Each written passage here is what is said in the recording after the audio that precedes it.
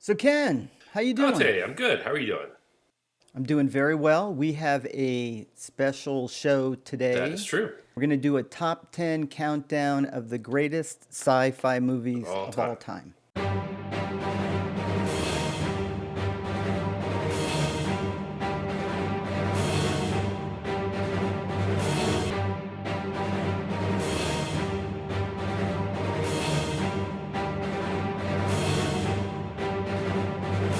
The other thing that makes it a little bit interesting is we have our very first special guest on the show, on the Ken and Right Dante now, show. he's a special guest because he's the first one. Like he's not he wouldn't be a special guest if he was just another guest, but he's the first one. Not only that, even if he was like the eighth, he would be Well, that is true. That special. is true. Because he is our good friend Gino Caputi, and we'll give Gino a little bit of an intro here. We want to do him Okay, right. I'll go real fast though. Not only our good friend, but our former roommate on Parnassus. We were roommates together. Maybe we can talk about that a little bit. So Gino has been working in the film biz ever since you and him took that film class with Deborah Brubaker. Right.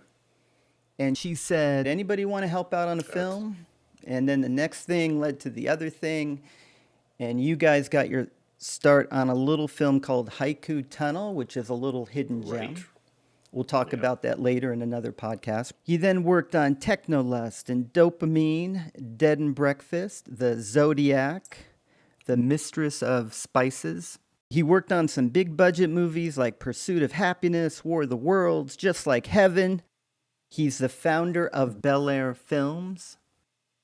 He did many of his own projects, including writing and directing Gentle Lovers, a lighthearted comedy. Dear Emily, it is a wonder to me that you would grieve the loss of a long-standing friendship such as the one shared by Mr. Fern and myself, when in truth it is you who have shown utter disregard for friendships, relationships, or any other ships that dare brave the foggy waters of your heart.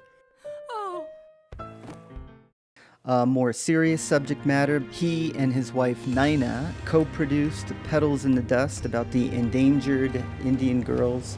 It's very, very good. I highly recommend watching both of them. And he also has his own podcast where he talks about films and a whole bunch of other stuff. And without further ado, our good friend Gino Caputi. Gino. Hi, How are ya? guys. Gino. Hey, great to All see right. you. You look great. Both you look great. You look just like you did in college. You look that's fantastic, why that's why we Gino. brought you on board, Gino. I'm just happy to be here. Excited to be part of the Ken and Dante. It's like I'm part of your world once again. Once again. First, I was your roommate, and I got sucked into your world. Your sort of laid-back vibe never really rubbed off on me, but I will say this. I started a podcast simply because I saw your podcast and said, hey, they're just keeping it real. They're themselves. They're honest. They're mellow. I want to do something like that. So, Sounds to me like it's sort of like if these guys can do it, anybody can do it.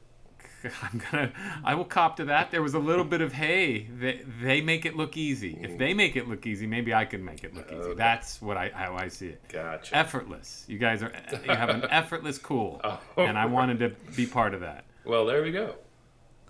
You know, right out of the gate, I don't want to hit you with a real hard question, but I'm going to have to. What's it like being roommates with Ken and Dante? It was a lot of fun. I'm not gonna lie. I had a lot of fun. Very good times during my life. We watched a lot of films. We got into a lot of endless arguments, namely over Brian De Palma movies. Dante, sometime when we hit Brian De Palma week on Fabulous Film and Friends, you're slated to be on there. It's got. You can go head to head with my sister who hates that son of a bitch with everything she has. Really? Yeah. Okay. Yeah, but we had good times at our old place. I would call them in-depth discussions rather than arguments, but, whichever. I don't recall us ever arguing over anything else, right? It would just be about movies. You like that movie? That movie sucks, whatever. But like we never argued about roommate stuff. That's No. Yeah. I can't think of one roommate argument. Unlike I might have gotten uptight about some things, or maybe I don't know. When Ken and I decided to do our top 10 sci-fi extravaganza. We thought of you, Gino. You're a bit of an aficionado of sci-fi films. You can say it, Dante. So it just seemed natural. You can say it. I'm a bit of a nerd. You can say it. I'll accept it. I mean, you see my wall. You see my wall behind me. You see the Obi-Wan Kenobi sketch. Ken, you want to tell our viewers how we came to our collective top 10? The fact that the three of us are big movie fans, and so we're like, well, let's give our 2 cents on the best sci-fi movies ever made. So what we did is we tallied our own personal top 10s. We gave each points depending on where they were on the list, and then had a collective list that we then designated as the master top 10 list of all time. Was there an Excel spreadsheet involved? You better believe there was an Excel spreadsheet involved. Multi-cells, you had to do some addition. Okay.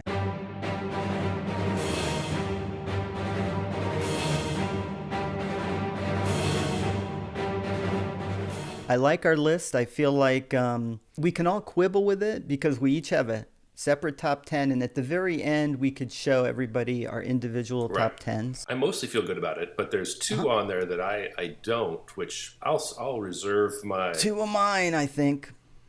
Why don't we get going? I know I'm ready to get rolling. I know our viewers are very excited. Well, I'm assuming they're excited. I'm excited. Number 10. Ken, Okay. I think you're going to get us rolling with number 10. I'll start us off. So number 10 of the best sci-fi movies ever made.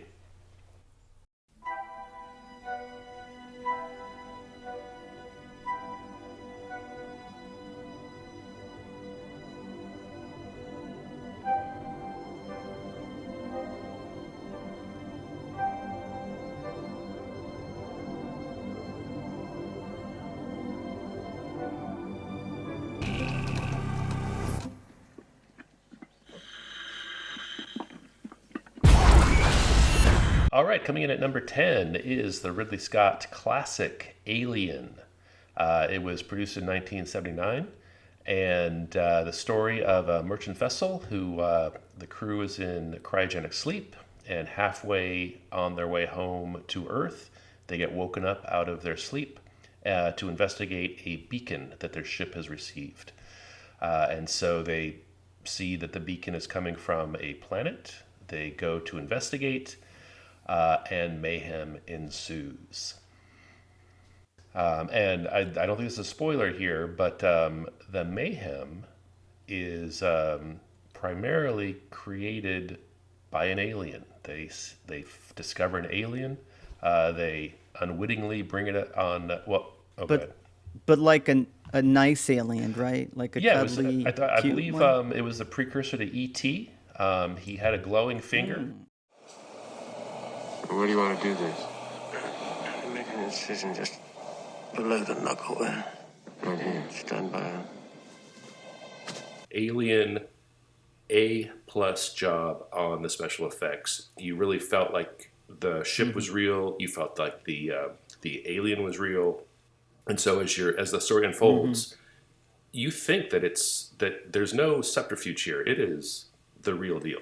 You feel claustrophobic. You feel like you're in the middle of space on a ship, and nobody's going to come and help Can you. I give you a little trivia, gentlemen? Oh, sure.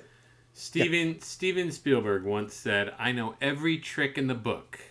Alien made me forget them, and I got scared." Oh, nice. Steven Spielberg, the guy who knew every trick in the book on filmmaking, said, "That movie made me forget it all." Yeah. It's a horror film, right? It's sci-fi horror, and it is spooky. It's scary. Even though you know what's going to happen, I'm still scared watching it for the fifth time. And it's it's the classic suspense. I mean, it is the quintessential suspense movie, and it's riveting. I saw the movie The Thing. John Carpenter did it a few years after Alien, and you can tell it's a lot like Alien in a lot of ways. There is not one woman character in The Thing. Really? Just a bunch of guys out at like a science outpost in Antarctica or whatever. Only guys. Now, I don't know why John Carpenter made that choice, because with Alien, Sigourney Weaver and Veronica Cartwright. Veronica Cartwright, like they added something a guy could not add, right? A vulnerability or just another perspective. And then we like to look at women. I'm going to speak for myself here.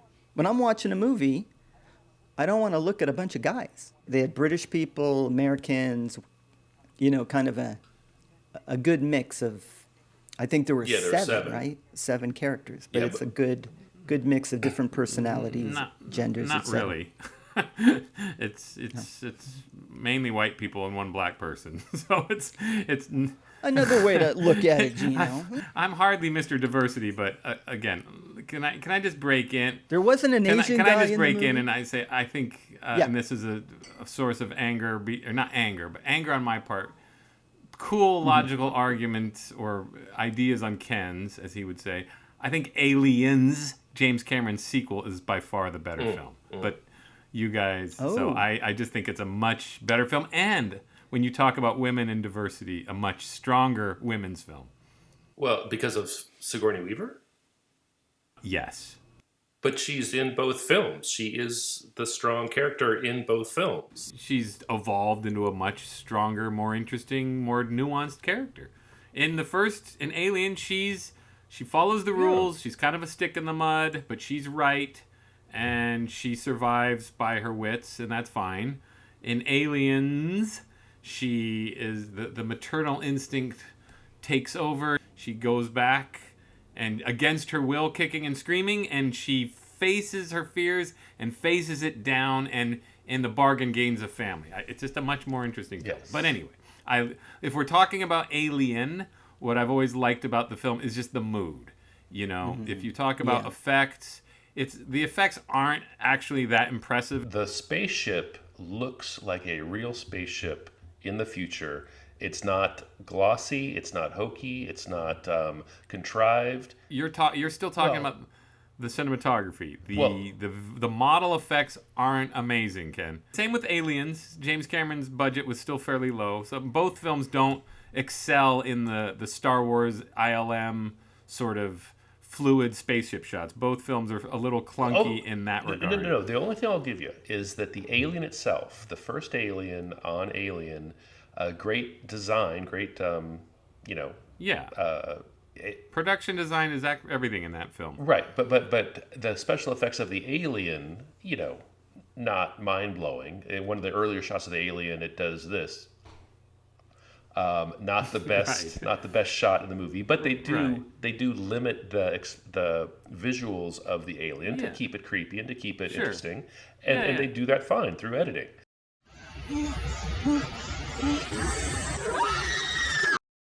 But everything else, the spaceship, fantastic production design on the spaceship, the models in space.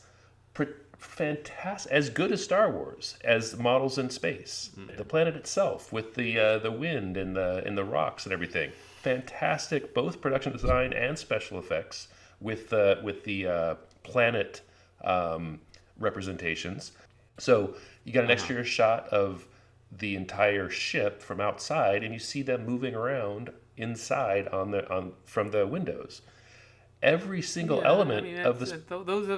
You'll get to 2001, and those effects were those were available then. These were not groundbreaking effects. They're serviceable. I'm not saying they're horrible. They're serviceable, but they're not.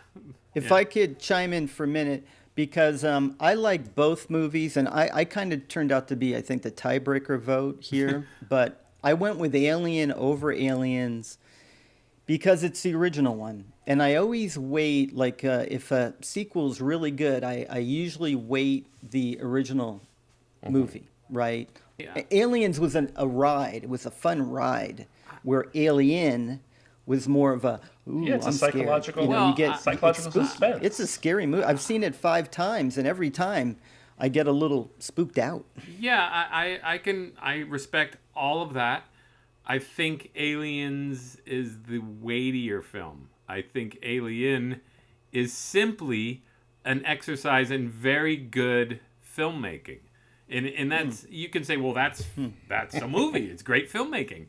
Except you're taking one component for granted, and that's story and character, or two components.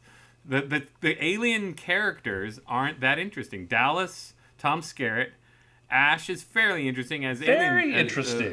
Extremely interesting. but he's no bishop. He's just no,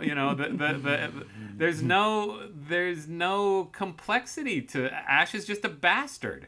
Whereas in Bishop, you're constantly guessing whether he's going to betray them or not. And again, yes, that's due to Ash. It's built on Ash. It's completely you're right, a carbon but you're, copy of Ash. He's not a carbon copy. He's James Cameron cannily gives us suspense because of Ash. Now again, I'm fine with Ash. But he's a bastard. He's just a straight up computer bastard. But we don't know he's a straight up computer bastard until halfway into the film, and we're engrossed in his motivation and his depiction of his actions. And then we find out he's I suppose that from 1979, can we say this? He's a robot, and that's mind blowing. Like when you originally saw the movie, your mind was blown. And then you say, oh, okay, then I have a sequel. Oh, here's a sequel. Oh, he's a robot too. Well, you've just missed the entire mind-blown aspect of the movie. But again, had James Cameron done that again, that would have been cheap. Sure. He builds on your distrust of Ash, which I think is cool. Well, sure, a lot of times we can only imagine what it must have been like to be in the theater when the alien comes out of, okay, spoiler alert here, comes out of John Hurt's belly. Sure.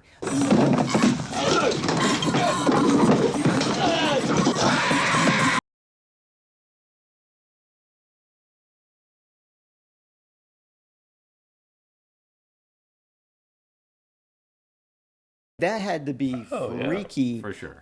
We already knew that was coming, right? The first time you saw Alien, you knew of that scene. So we were never able to appreciate it like the first moviegoers. I agree. Mm-hmm. I mean, you're right. I mean, we talk about French Connection or Dirty Harry or all these films that you can look back and go, that's pretty dated.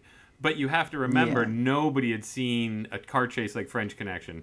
Nobody had seen a revenge movie with a cop with a big-ass gun like Dirty Harry. I mean, all of these, you're right. Alien, I give it full credit for completely impacting cinema and for years to come.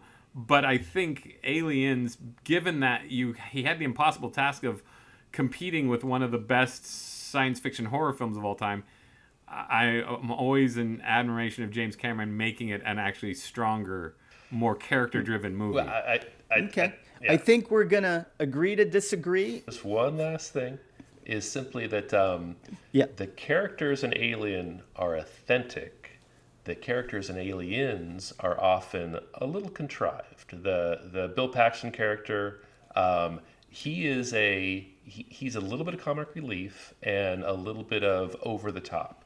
But in Alien, there's none of that because it's authentic in Alien. You don't need these counterpoints because it's all authentic. And the point that we're missing that we're not appreciating is just the suspense, just the unerring suspense of Alien. Aliens is just as much as suspense, and you're talking about one of the most beloved characters in cinema at this point, Ken. So I'm going to side with the masses on Bill Paxton. He's awesome. How long after we're declared overdue can we expect a rescue? 17 days. 17 days? Hey, man, I don't want to rain on your parade. We're not going to last 17 hours. Those things are going to come in here just like they did before, and they're going to come in here, and they're going to come in here, and they're going to get us! This little girl survived longer than that with no weapons and no training. Right?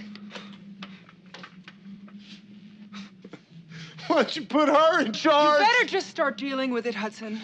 Listen to me. Hudson, just deal with it because we need you, and I'm sick of your bullshit. Little trivia.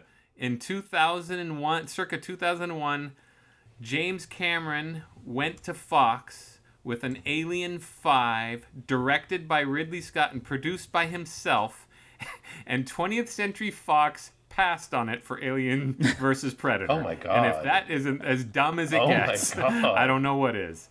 Whoa. With Ridley Scott directing? Ridley Scott directing, James Cameron producing it and writing. And they passed on it because they didn't want to spend the money. Oh, Jesus.